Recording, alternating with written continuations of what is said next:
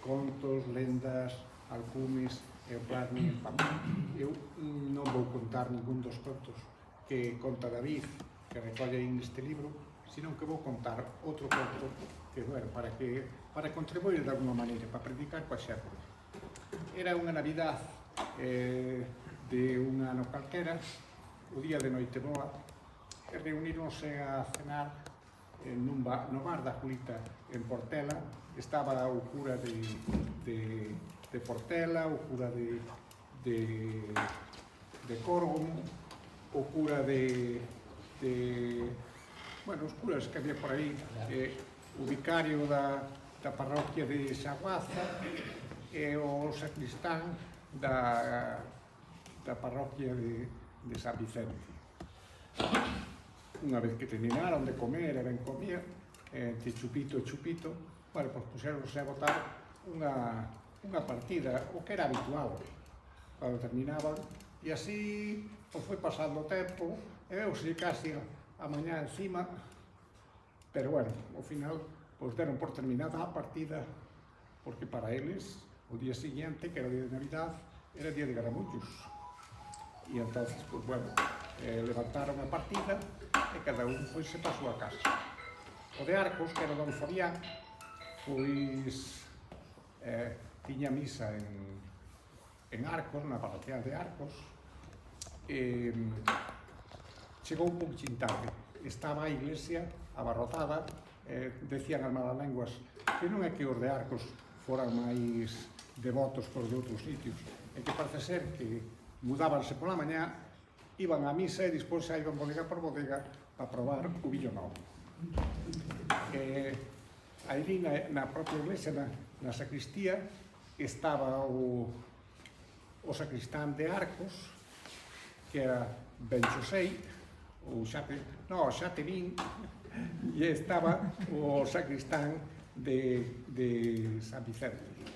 E tiñan aí unha trifuca entre os dous, porque o de San Vicente facía valer os seus direitos pola antigüedade que tiña, levaba un tropezón de anos ejercindo ese cargo, e o de Arcos decía que, bueno, que en Arcos tocaba ya él estar aí, hasta que chegou unha persona respetable de Arcos, o señor Benjamín, e, bueno, dixolles, por favor, comportaivos, que vos está escoitando a todo o mundo. O que discutían era como organizar as vinajeras. Un decía que había que botarlle vino de Godello. O outro decía que, bueno, que o mellor era o vino estiquinado, Santa Catalina, Sansón Santa Catalina, pero, bueno, en isto quedaron, ao final, cedeu o de San Vicente, fixose o que dixo o de Arcos. Cando chegou don Fabián, que se retrasou un pouco, porque, non, Fabián, ainda que era un home entrado en anos, era moi presumido, e gustaballe perfumarse ben antes de ir ás celebracións. Pero non atopaba o frasco da colonia. E parece ser que a criada lle había cambiado de sitio e busca que te busca non o encontraba. Chamoulle de todo. Pero, bueno, ao final apareceu e chegou á misa, e a misa pois iba con toda a normalidade. En un momento dado da misa, pois tiña no papel onde veía el Señor estea con vosotros. Pero él foiselle un pouco a pinza, e en lugar de ler o que poñía, dixo 20 bastos e las 40. Acordouse do tema do día anterior, da noite anterior. Bueno, pois, olles, entre o beneplácito da outra xente que lle perdonaba todo, pero a mirada un pouco acusadora do sacristán, que lle reprochaba ter eses comportamentos. Bueno, pois era un dos cuentos, de muchos contos que pasaba.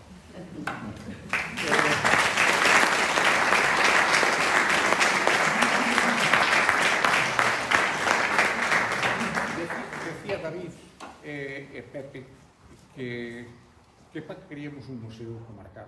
E, bueno, está ben plantearse, facer un museo por facelo tampouco é plan. Hai que ver se en realidad hai material, se temos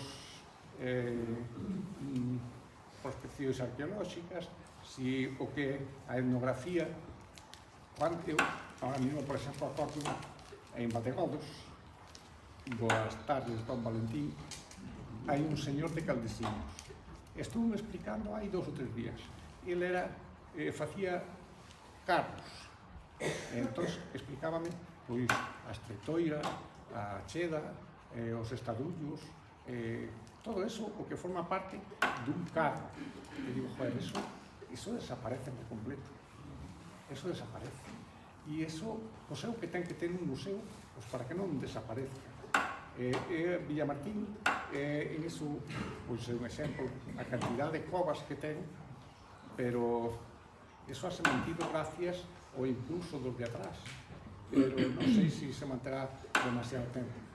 Ojalá sí, pero bueno, esas covas, pois tería que haber unha cova museo donde con paneles informativos se informara de os procesos que se seguía para facer o viño, para as labores propias das viñas, e iso, pois, desgraciadamente, que coincidindo cas rutas das covas, serían tamén como unha cousa informativa para a xente que viña de fora, que non sea só vir a beber aquel día e pasalo ben, sino tamén informarse para os colegios, que podían vir de excursión e ver e informarse.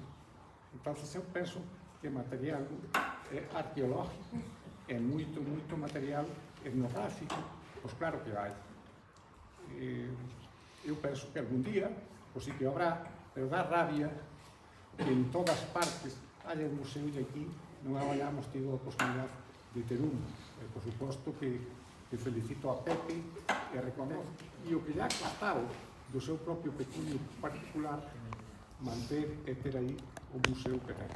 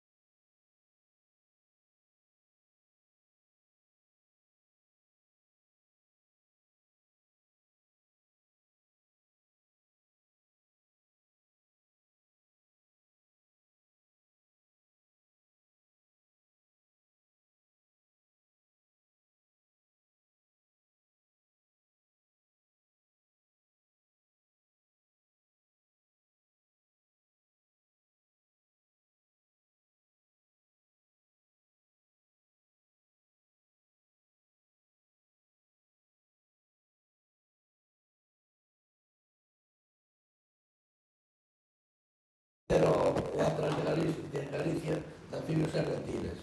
E da provincia de Orense foi o único miembro. Entonces deso controla un pouco.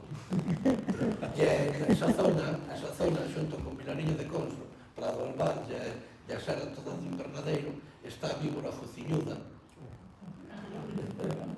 E é bastante venenosa. Porque colles o veneno, metelle os dentes, os colmillos, metelle nun vaso de sangre, colles un vaso de sangre, da matanza, e metelle os colmillos ali, que boten un pouquiño de... Esperalle un minuto ou 2 minutos, darlle a volta e teis un flan de sangre, porque traga, ou sea, queda completamente fallado. Sí, é bastante letal. E por Tameiro, por aí tamén non hai, pero aviseinos porque sabía que estaba. Pero foi matemático, non se daba.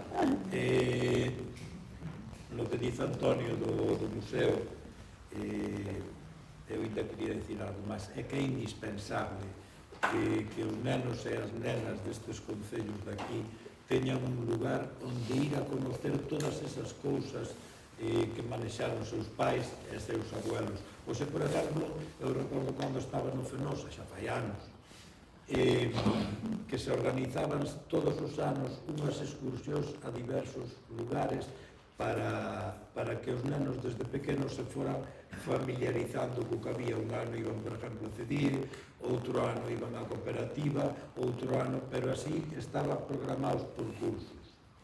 outro ano iban o das castañas, outro ano iban o da Louxeira, de maneira que cando acababan sexto de primaria tiñan visitado todas as zonas.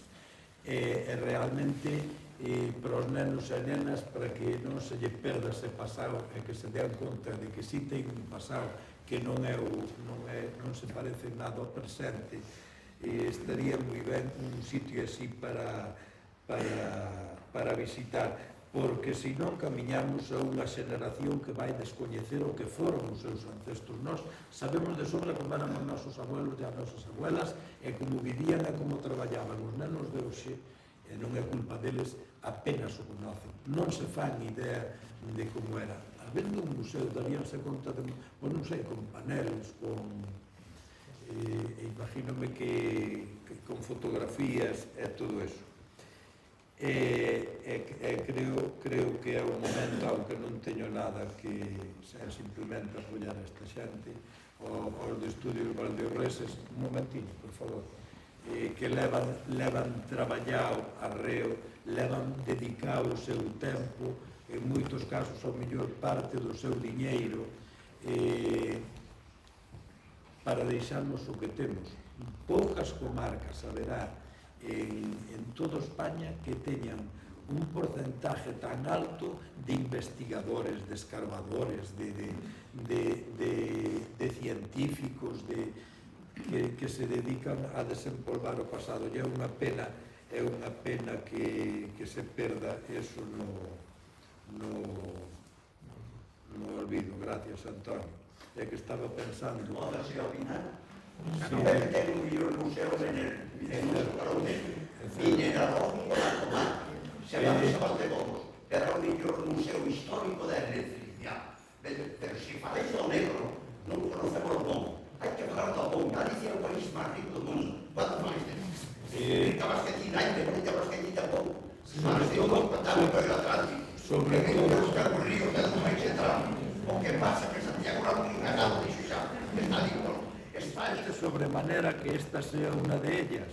¿Cómo puede resultar tan inocente? ¿Cómo vamos a pedirle dineros a sus majestades los reyes de la nación para dedicarlos a enseñar a sus súbditos, sabiendo, como tú y yo sabemos, y que la cultura y el conocimiento, salvo en muy contadas ocasiones, no llenará nunca estadios, ni tendrá tanta audiencia como las mentiras y las infamias del cotidiano divertimento?